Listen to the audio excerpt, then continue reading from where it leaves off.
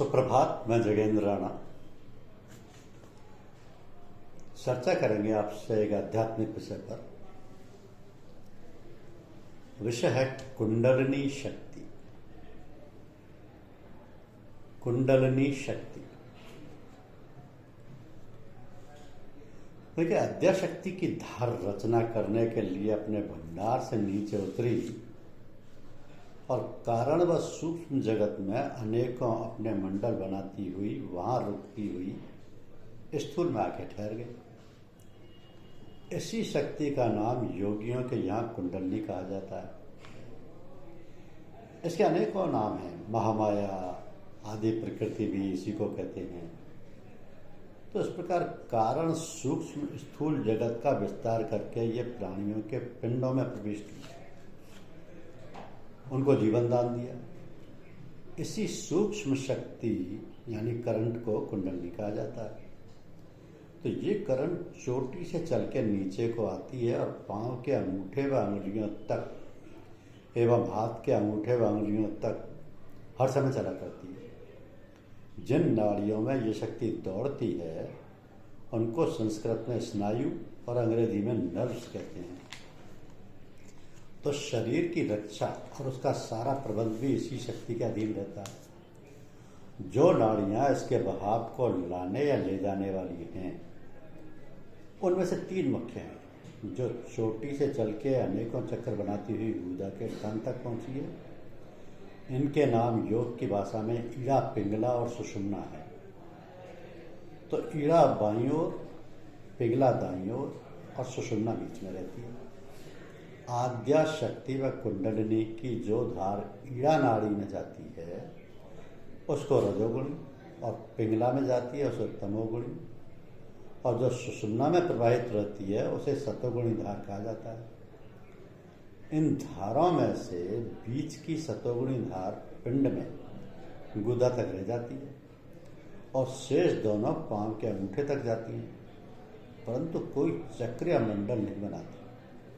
इसलिए ही योग में गुदा चक्र व मूषलाधार से नीचे किसी स्थान का वर्णन नहीं मिलता। संसार रज से बनता है और तम से इसका विनाश होता है। इसलिए हमेशा हर वस्तु के अंदर इनका ही प्राधान्य पाया जाता है। प्राणी भी रजोगुणी व तमोगुणी ही अधिक देखने में आते हैं। संतों को छोड़ के साधारण मनुष्य भी रजोगुणी व तमोगुणी प्रकृति के ही होते हैं, और यही प्रकृति उन्हें धक्का देके नीचे गिराती है और दुर्सागर में डुबकियां लगवाती है। तो सतोगुण भी रहता है, उसका नाश सर्वथा नहीं हो जाता, पर इसका प्रवाह इतना धीमा बहता है जो ना होने के बराबर है।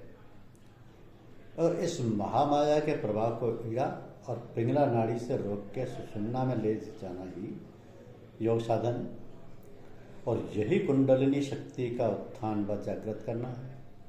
तो ईड़ा व पिंगला अधोमुखी हैं, इनकी धार नीचे को गिरती है और जीव इसके बहाव में पड़कर नीचे की ओर गिरता है और अपने निज धाम से दूर होता जाता है।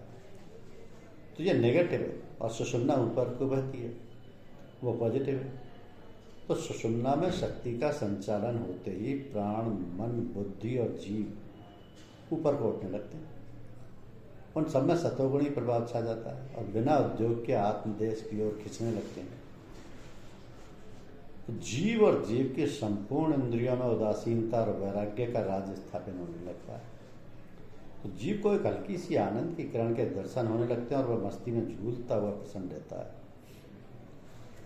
शास्त्र कहता है कि सतोगुण परमात्मा के मिलने का द्वार है। सतोगुण ही उनके द्वार की कुंजी है। सतोगुण के टक्कर से उसके पट खुलते हैं और दर्शन होते हैं। इसलिए जिज्ञासु को उचित है कि रज और तम से संबंधित हटाकर या संबंध हटाकर सत में अपने को प्रवेश करना और मन, वचन और कर्म से सतोगुणी बना लेना, अपना कर्तव्य समझे।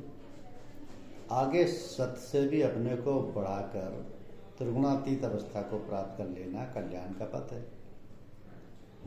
यह चौथा पद है। इससे भी पर एक और पंचम स्थान है। यहाँ पहुंचकर असली दर्शन मिलता है और जीव ब्रह्मनिष्ठ हो हमेशा के लिए शांति की गोद में खेलता है। यही उसका अंतिम ध्येय है। तो यही आदर्श व आइडियल है कि जिसके आगे और कुछ नहीं है, वहां पहुंचकर माया का मंडल समाप्त हो जाता है, जीव की बेड़ियां कट जाती हैं और वह स्वेच्छाधारी व स्वतंत्र बनकर आनंद पूर्वक विचरने का अधिकार प्राप्त कर लेता है। यही उसकी मोक्ष है और यही उसका अंतिम स्थान है। शास्त्रों ने संभव है सायुज्य मुक्ति इसी को कहा। तो इस प्रकार चाहे कैसे ही हो, अपने सुंदर सतोगुण वर्तमान कर लेना चाहिए, अपने अंदर सतोगुण वर्तमान कर लेना चाहिए। इसकी प्रधानता आते ही प्राण सुषुम्ना में प्रविष्ट हो कुंडलिनी को खींचने लगता है, ऊपर को उड़ जाती है और ऊर्ध्वगमन करने लगती है। तो ये कुंडलिनी जब उत्थान करती है तब अपने उन मंडलों में कि जहाँ उतरने के समय ठहरती हुई नीचे गई थी, कुछ देर रुकती हुई ऊंचे को चला करती। इस करंट के पास होते ही वह स्थान दिव्य प्रकाश से जगमगाने लगता है। वह इन शक्तियों को काम करने के लिए विधाता ने रखा था। वह सब करंट मिलने से अपना अपना काम करने लगती हैं। इसी को चक्र भेदना और शक्ति जागृत करना कहते हैं। तो ये चक्र बंधन, शक्ति जागरण अथवा कुंडलिनी उत्थान प्रत्येक साधन से होता है, चाहे वो योग मार्ग हो, चाहे उपासना या भक्ति मार्ग हो, और चाहे ज्ञान व प्रेम मार्ग हो।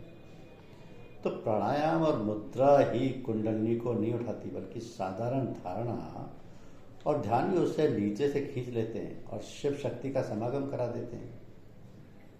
इस प्रकार संतों की सूरत शब्द योग और सहज योग, गीता का साम्य योग व आत्म योग, भक्ति मार्गियों का भक्ति योग व प्रेम योग, वेदांतियों और फिलोसफरों का सांख्य योग व ज्ञान योग इत्यादि सभी इसी काम को करते हैं। तो ध्यान के लिए अनेक भूमिका है। इनमें से किसी एक को पकड़कर अंतर्मुखी वृत्ति करके साधक जिस समय तन्मयता प्राप्त करेगा, उसी समय प्राण सुषुम्ना में आ जाएगा, कुंडलिनी उठ जाएगी। यह अपने अभ्यास पर निर्भर करता है कि जो अभ्यासी जितनी देर अधिक उस साधना में ठहर सकेगा, वह उतना ही ऊंचा कुंडलिनी को खींच ले जाएगा। तो यह लाजमी नहीं है कि साधक प्राणायामी हो तभी उसका काम बनेगा। अगर यह प्राणायाम नहीं जानता अथवा जानता हुआ भी शारीरिक सामर्थ्य या फुर्सत ना होने से वह करना ही नहीं चाहता और हृदय को लक्ष्य बनाकर मल आवरण हटाने में वह जुटा हुआ है, तो उसका भी उतना ही काम हो जाएगा कि जितना एक हठ योगी का होता है। क्योंकि आवरणों के हटते ही साधक को दिव्य प्रकाश के दर्शन होते हैं। जिस समय ऐसा अनुभव होने लगे अथवा वहाँ के शब्द सुनाई देने लगे, तभी समझ लेना चाहिए कि करंट यहाँ तक पहुँच गई अथवा कुंडलिनी उठकर यहाँ तक आ गई। यह इसकी पहचान है। क्योंकि बिना करंट के बल्ब जलेगा कैसे और प्रकाश फूटेगा कैसे? हाँ, संत उसे कुंडलिनी ना कहकर सुरति की धार कहते हैं। इसी तरह दूसरे मार्गी अपने नाम से पुकारते हैं। तो ये सारे काम अभ्यासी को स्वयं ही करने होते हैं, परंतु क्रिया ऐसी है कि जिसमें साधक को कुछ करना नहीं होता, केवल अपनी तवज्जो गुरु की ओर झुकानी होती है। उस समय यह उसका आसरा लेकर बैठ जाता है, उसकी ओर से शक्ति आने का इंतजार करता है और आने पर उस शक्ति को ग्रहण कर उससे लाभ उठाता है। इसका नाम तवज्जो लेना। तो उस समय गुरु प्रथम अपनी सुरति की धार शिष्य में प्रवेश कर शिष्य की सुरति से उसका संगम करता है, फिर दोनों को ऊपर खींचता है और जितना उचित समझता है वहां तक ले जाता है।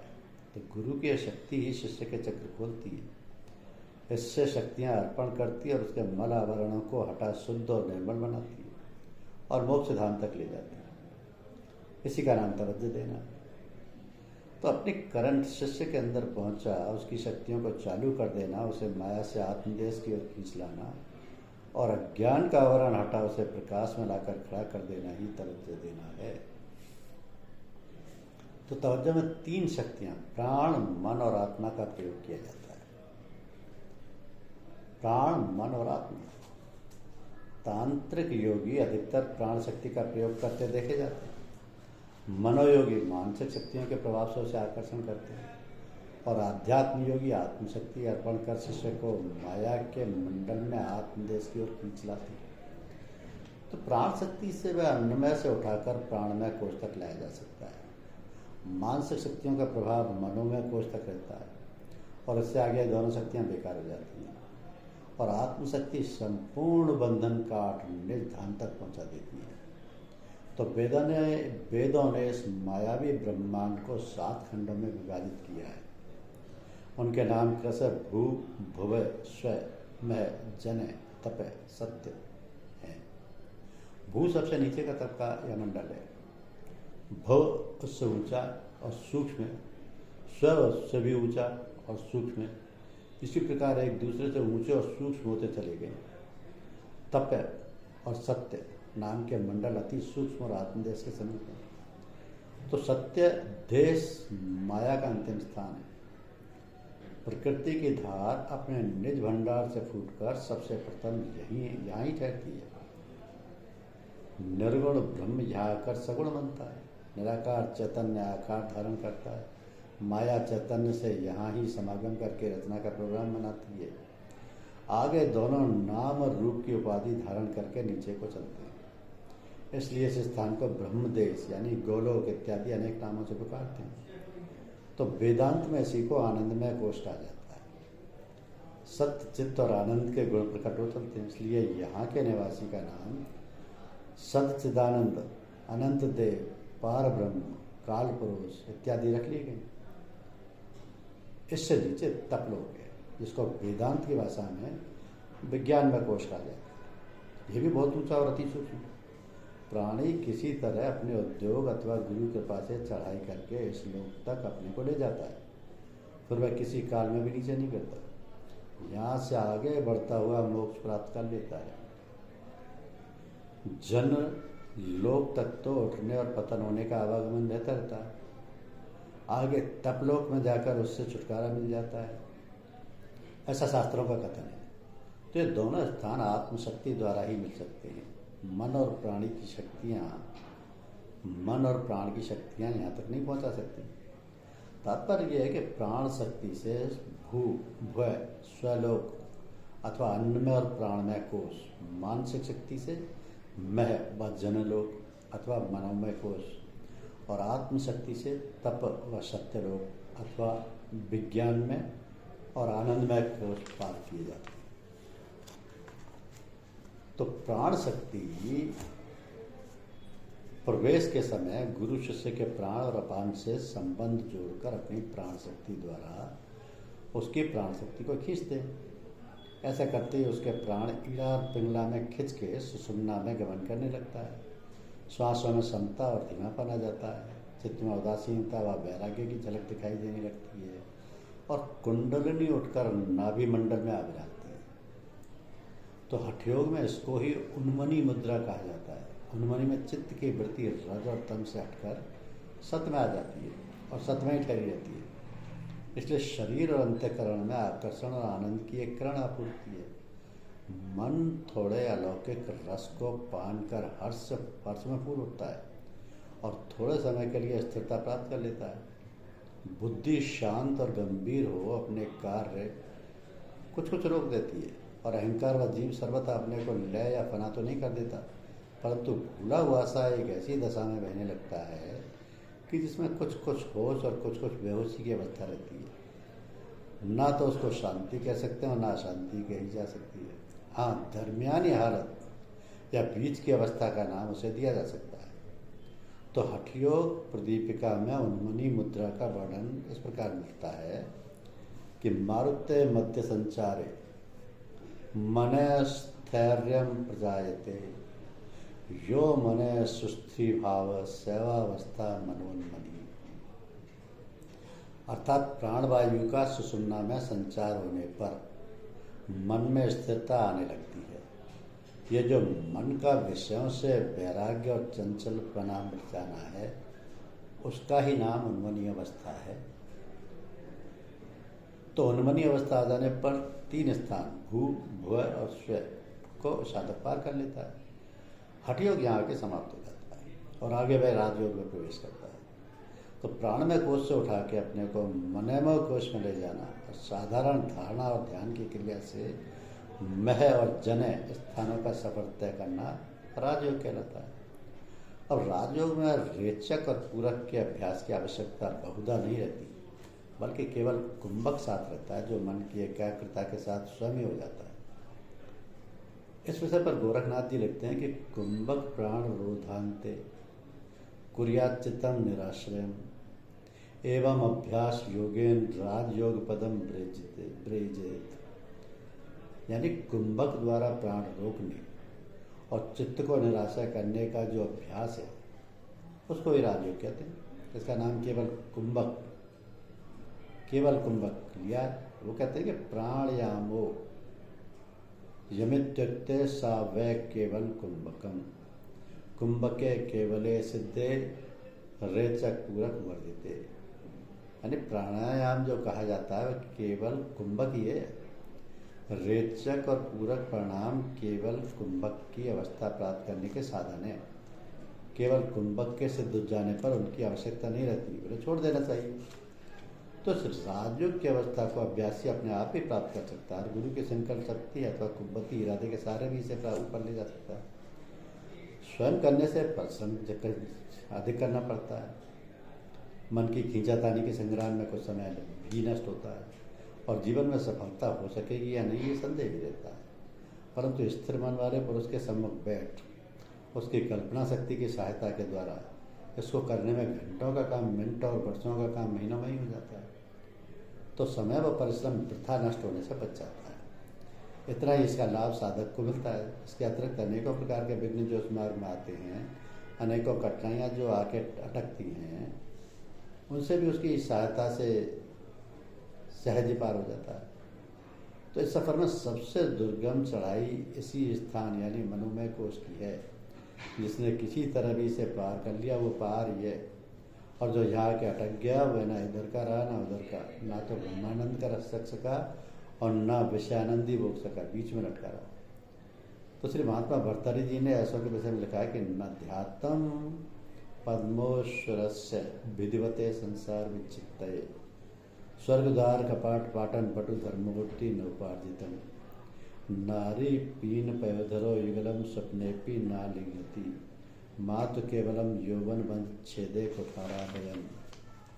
अर्थात जिस मनुष्य ने शरीर धारण करके इस संसार सागर से पार होने के लिए ना तो भगवान की विधि पूर्वक आराधना की और ना कोई ऐसा सत्कर्म यज्ञादि ही किए जिससे स्वर्ग प्राप्त हो रहता, ना स्त्री के दृढ़ स्तनों और जघनों का भोग किया, तो वह तो अपनी माता को कष्ट देने के लिए वृथा ही जन्मा। तात्पर्य यह है कि जीव की तीन गतियां हैं। या तो वह यहाँ के भोग विलास में मरते ही जिससे आनंद का रस लेता है, या शास्त्रीय कर्मों को करता हुआ जैसे यज्ञोद्दान आदि व स्वर्गधाम का सुख भोगता है। यहाँ पर अनेक प्रकार के भोग विलास और आनंद ही आनंद है। दुख लेश मात्र भी यहाँ नहीं है, वहाँ नहीं है। अथवा अंतर्मुखी वृत्ति द्वारा योग साधन करता हुआ पूर्ण ज्ञान और पूर्ण अनुभव को प्राप्त कर निर्वाण पद में जा पहुँचता है, तो हमेशा के लिए माया के बंधन तोड़ फेंकता है और आवागमन का चक्र काट डालता है। सारा संसार इन्हीं तीन में बहा चला जा रहा है। अधिकतर तो लोग सांसारिक भोग विलास में ही मस्त हैं और उससे बढ़ के दूसरा सुख उनकी दृष्टि में कोई आता ही नहीं है। ये सब अविवेकी ऐसे स्थानों में डाले जाएंगे जहाँ दुखी दुख होगा। इन अंधकारमयी लोगों का नाम ही न रखे, चाहे वह इस पृथ्वी पर हो अथवा इस ब्रह्मांड की दूसरी पृथ्वियों में से किसी पर हो। दूसरी श्रेणी के वो लोग होते हैं जो संसारी कर्मों से वैराग्य तो नहीं लेते, परंतु उन कर्मों में अच्छे बुरे का विचार रखते हैं। धर्मशास्त्र ने जिनको वर्जित किया है, जिसमें न अपना स्वार्थ सत्ता है और दूसरों को क्लेश पहुँचता है, ना अपना स्वार्थ सत्ता है दूसरों का क्लेश पहुँचता है, उनसे बचते हैं। और जिनसे दूसरों की भलाई होती है और अपना काम में निकलता रहता है, उनको अपनी जीवनचर्या में लाने का सदा उद्योग करते हैं। ऐसे मनुष्य हमेशा को मुक्ति ना प्राप्त करके कुछ समय के लिए आनंदमयी लोकों में भेज दिए जाते हैं और कर्मानुसार कुछ समय के पश्चात जब उनका भोग समाप्त हो चुकता है, मनुष्य योनि में गिरा दिए जाते हैं। इसी सुखमयी लोक का नाम स्वर्ग रख लिया। इसी प्रकार नरक मध्य और स्वर्ग, इन 3 सर्कलों में ब्रह्मांड के सारे लोकों में बांटा गया है। नरक में सुख का अभाव रहता है, स्वर्ग में दुख व क्लेश का, स्वप्न में भी दर्शन नहीं होता। जिस वस्तु की चाहना मन में उत्पन्न हुई वो फौरन उसी क्षण उपस्थित हो गई, ऐसी विचित्र लीला वहाँ की है। अब तीसरा मध्यलोक रह जाता है, जिसमें स्वर्ग व नरक दोनों का नज़ारा रहता है। तो प्राणी कभी भोगों से लिपट के प्रसन्न और सुखी दिखाई देता है, और कभी अनेक यातनाओं में पड़ा कराता और चिल्लाता दृष्टिगत गोचर होता है। यद्यपि यहाँ सुख थोड़ा क्षणिक व दुख अधिक रहता है, परंतु फिर भी वह भूले हुए मुसाफिर की तरह इसी कटीले वन में चक्कर काटता रहता है। ना तो उसे अपना कर्तव्य सूझता और ना उसे कर्तव्य को करके सुख और दुख रूपी द्वंद्व से ऊपर पहुंचने के लिए उद्योग करता है। यही मूल अवस्था यहाँ मध्यलोक वालों की रहती है। धन्यवाद, शुक्रिया।